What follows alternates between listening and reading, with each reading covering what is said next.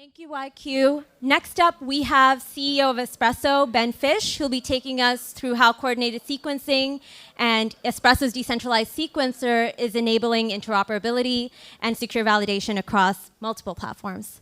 Welcome. All right, okay.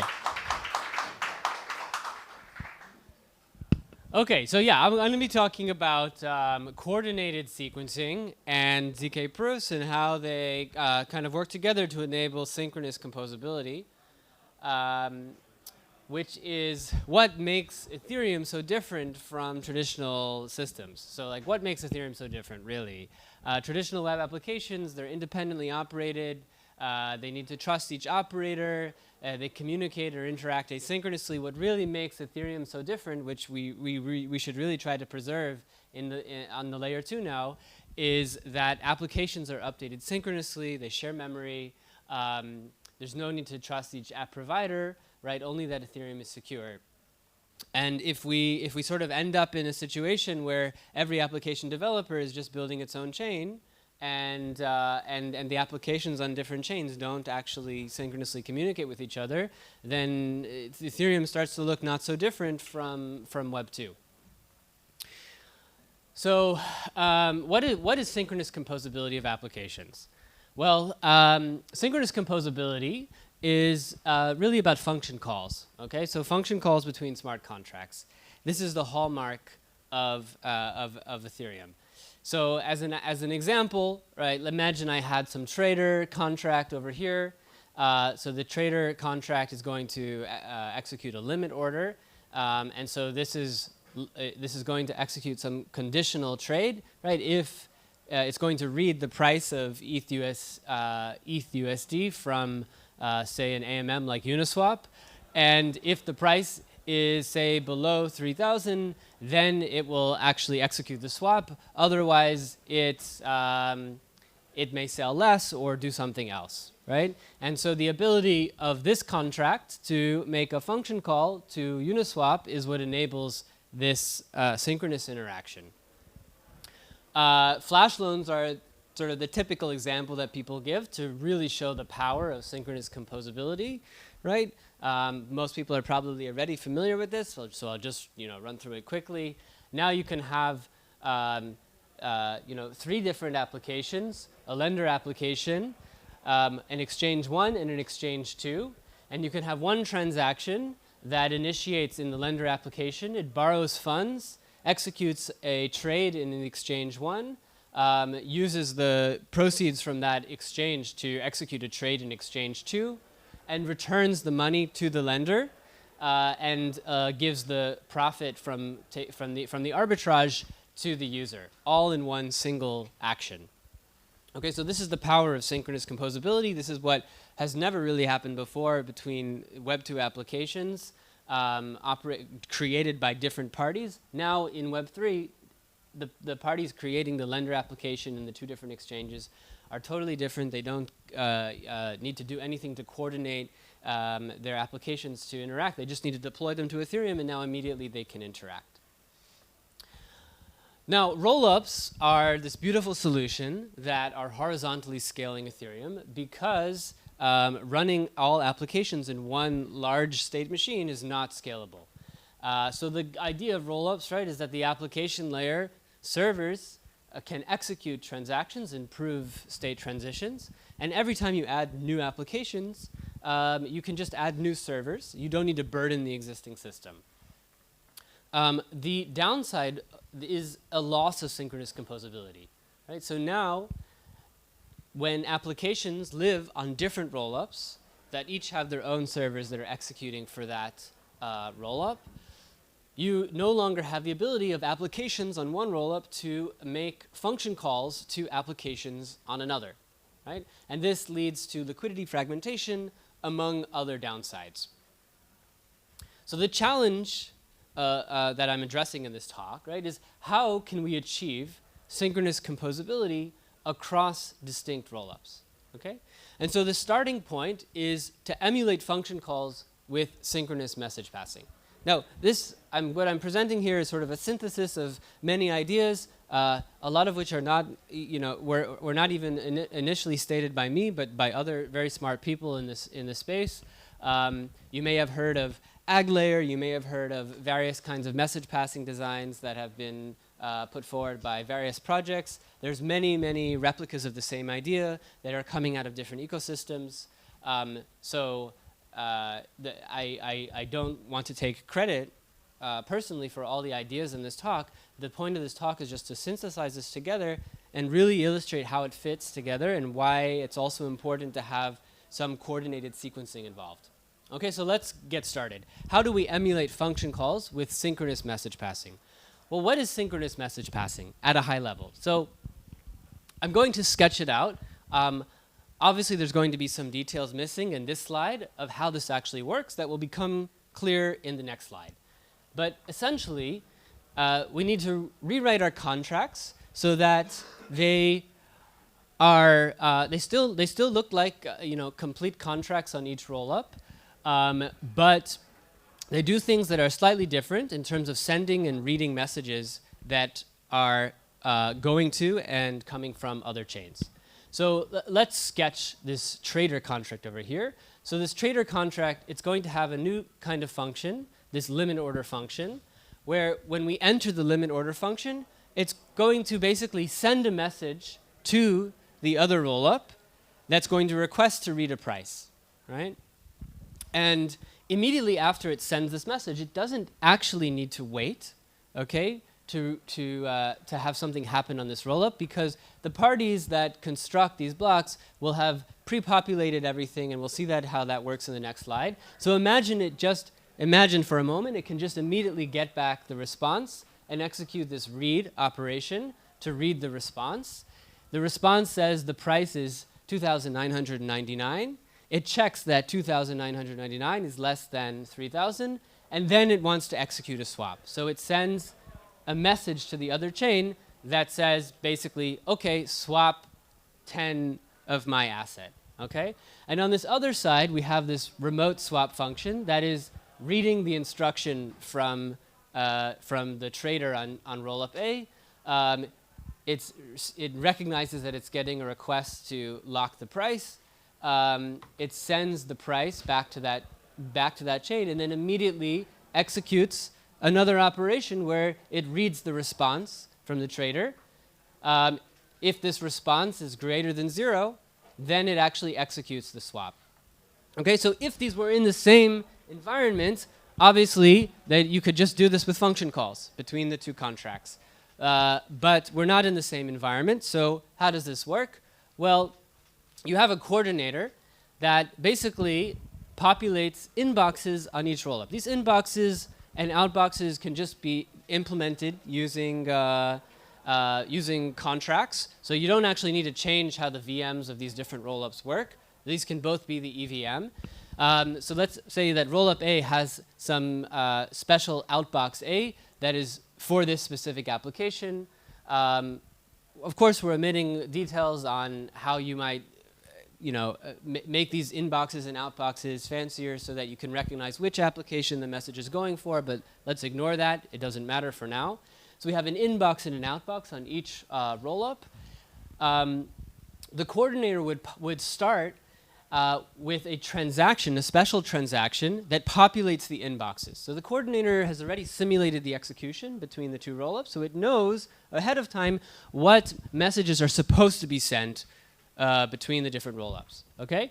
And it will populate the inbox with this message A with 2,999. It would populate the inbox over here with this price lock message in 10.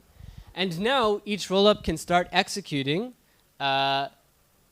each of their functions. So on the left side, it would execute this limit order. The limit order would start by writing to its outbox, price lock.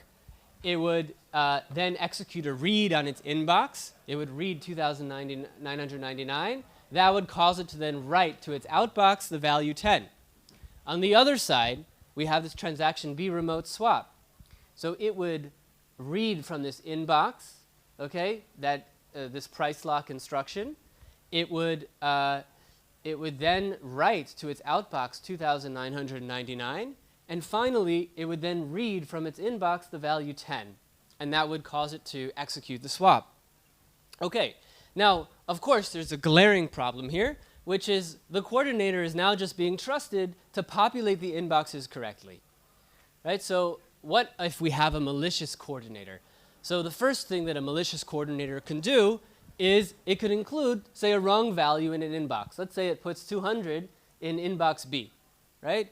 That would completely break the integrity of this thing because it would execute a trade for 200 as opposed to 10.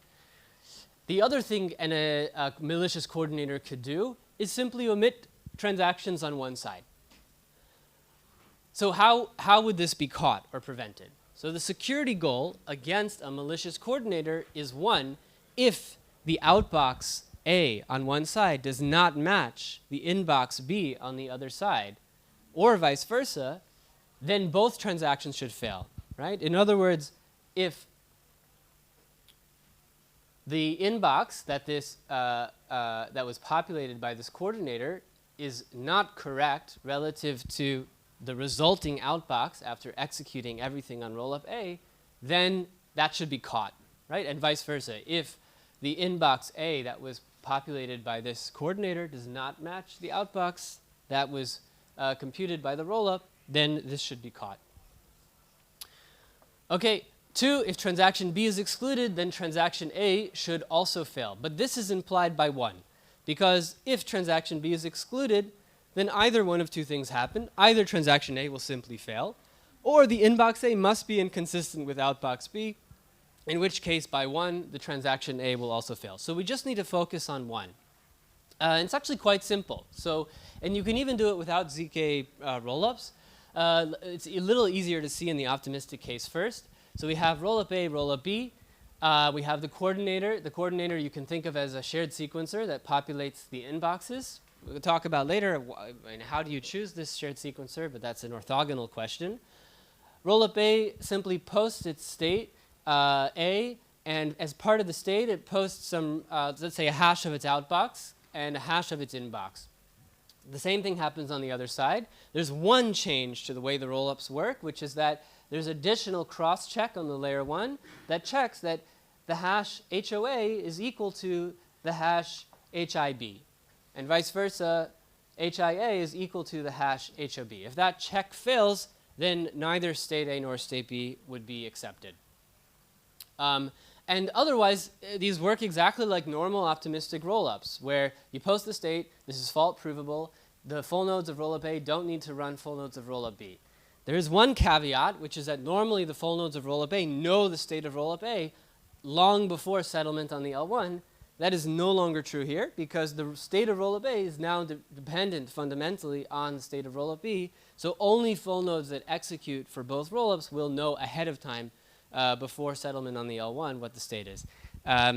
There's a lot more to say on that caveat, but I don't have time, so I'm going to sort of skip over that for now. With validity proofs, it's the same idea, just instead of posting the states, you also post proofs on either side.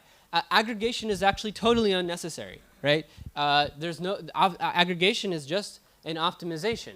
So you can optimize this so that because the proofs A and proof B need to be made available at the same time anyways for this consistency check to happen, you might as well aggregate them before posting to the L1, and now just have the L1 check one aggregated proof while it checks the consistency of the outboxes and inbox hashes.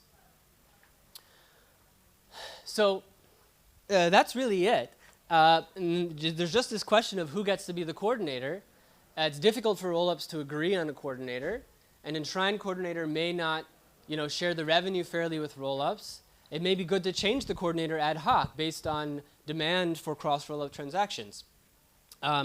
So is there some kind of mechanism design that solves this? Well, if I ask this question, probably the answer is yes. And this is what Espresso is building. So this is Espresso's product. And Espresso's product is highly motivated by the ability of rollups through the mechanisms that I described today to achieve synchronous composability. It's really necessary to have a coordinator for the two rollups to facilitate that.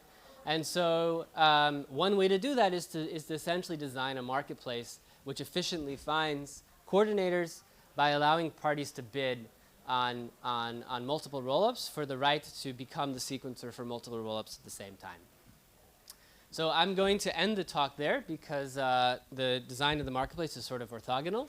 And so just to summarize, how do we achieve synchronous composability across rollups after all? One, we need some kind of sequencing marketplace which gives us some emergent coordinators between chains, synchronous cross-rollup message passing, inbox-outbox consistency checks. This is just a minimal change to the way rollups work, and it's compatible with either fraud proofs or ZK proofs.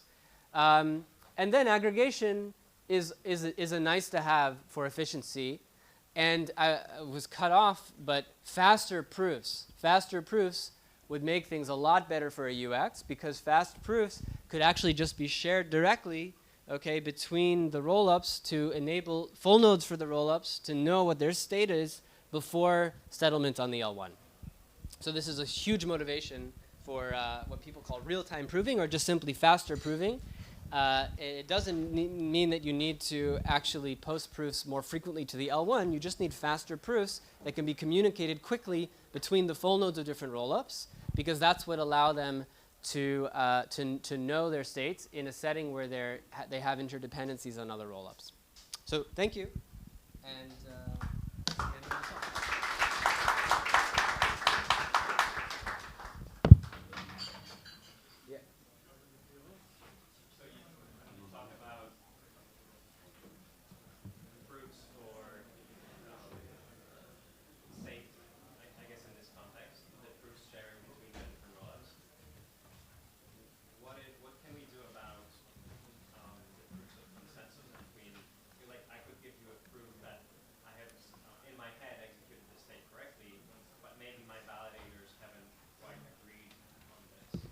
yeah, so I view it as sort of a separate problem of the finality over the actual transactions that are in a rollup.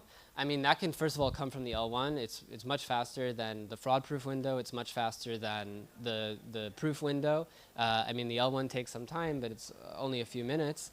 But that's also why I think like shared fast finality layers are also important, and that's the other component of Espresso's product, which is a shared fast finality layer. And you can always then implement like a light client for that on the L1, or you can develop a ZK light client for it, and include that in proofs that are passed between rollups. Yeah. Okay.